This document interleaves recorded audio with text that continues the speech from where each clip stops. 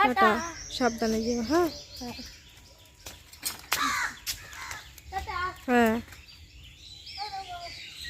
জোরে চালাবে না সাইকেল।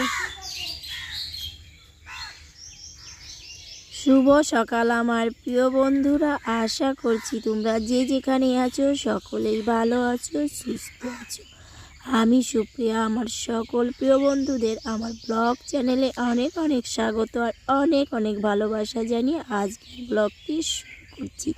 আর হ্যাঁ বন্ধুরা, আমার এই ভিডিওটি প্রথম থেকে শেষ পর্যন্ত দেখার অনুরোধ রইল তোমাদের কাছে। আশা করছি তোমাদের ভালোই লাগবে। সকালবেলা ঘুম থেকে উঠে ঘর উঠোন ঝাড় দিয়ে নিয়েছি, তারপরে সদর দুয়ারে জল দিয়ে মেঘনাকে পড়তে পাঠালাম। আর শরীরটা এত খারাপ কি বলবো, কদিন ধরেই জ্বরে ভুগছি, তার জন্য কদিন ধরে ব্লগও করতে পারছি না। আর এদিকে দেখো গাছে কতগুলো ফুল ফুটেছে। ওই যে মাঝে একটু গরম পড়েছিল, তারপরে দেখো আবারও কুয়াশা পড়ছে। আর গরম পড়লে তো ফুলের কড়িগুলো একটু বড় বড়ই হয়, আর বেশ বড় বড়ই ফুলগুলোই হয়েছে। এত কুয়াশা পড়ছে কি বলবো। দুদিন তো খুব গরম পড়েছিল, আবার নতুন করে শীত পড়ছে। এবার শীতটা সেরকম হলোই না, আর এই শীত যাওয়ার পথেই ভালো করে কুয়াশা শীত পড়ে যাচ্ছে। এত কুয়াশা পড়ছে আর ভোরবেলা উঠতে হয়, তো সেজন্য হয়তো ঠান্ডাটা লেগে গেছে। আর বৃষ্টিও হচ্ছে জানো তো, আকাশটা পুরো মেঘলা মেঘলা।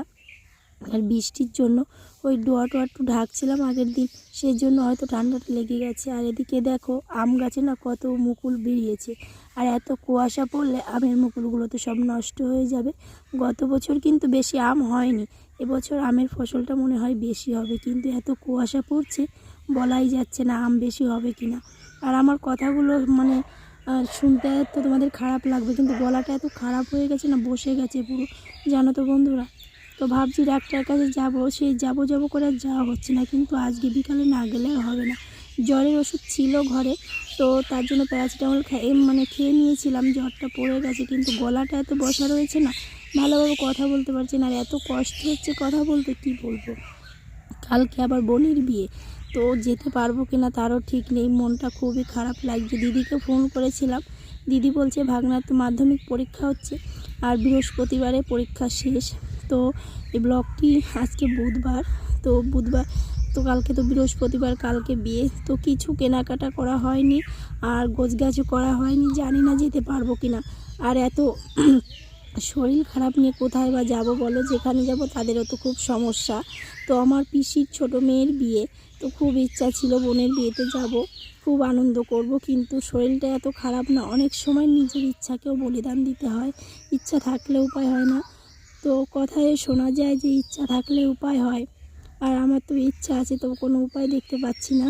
আর কালকে বৃষ্টি হয়েছিল, অনেকগুলো যে পাতা মেলে দিয়েছিলাম সেগুলো তো সব ভিজে গেছে।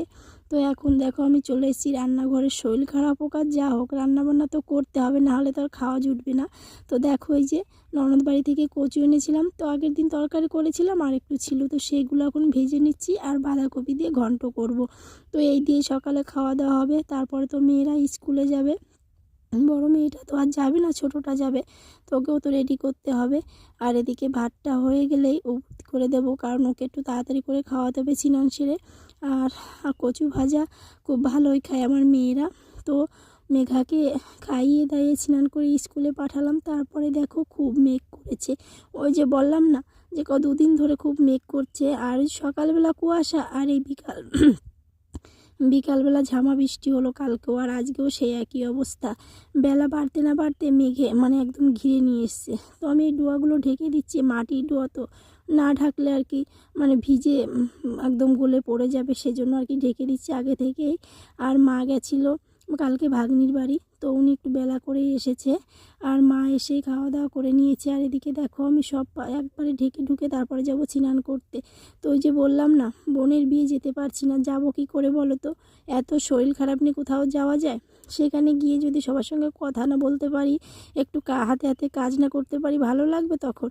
তো গলাটা এমন অবস্থা হয়েছে না, কারোর সঙ্গে কথা বলতেও ইচ্ছা করছে না। তো ভাবছি বেশ কদিন তো ব্লগ দেওয়া হচ্ছে না, তো তোমাদের সঙ্গেও একটু আলাপ হচ্ছে না, তো এই ভিডিওর মাধ্যমে তোমাদের সঙ্গে একটু কথা বলা হয়ে যাবে। তো দেখো ডোয়াগুলো আমার ঢাকা হয়ে গেছে, আর ভিজে জামা কাপড়গুলো সকালেই মেলে দিয়েছি, কিছুই শুকায়নি, আবার সেগুলো তুলে নিলাম। আর এই পাতাগুলো না সব কালকে ভিজে গেছে, তুলে পারিনি। আর ভিজে গেছে, তার জন্য উপরেই কটা ডাল আছে, সেই ডালগুলো নিয়ে যাচ্ছি, কারণ ওগুলো তো একটু শুকনো শুকনো আছে, ওগুলোতে একটু জাল দেওয়া যাবে।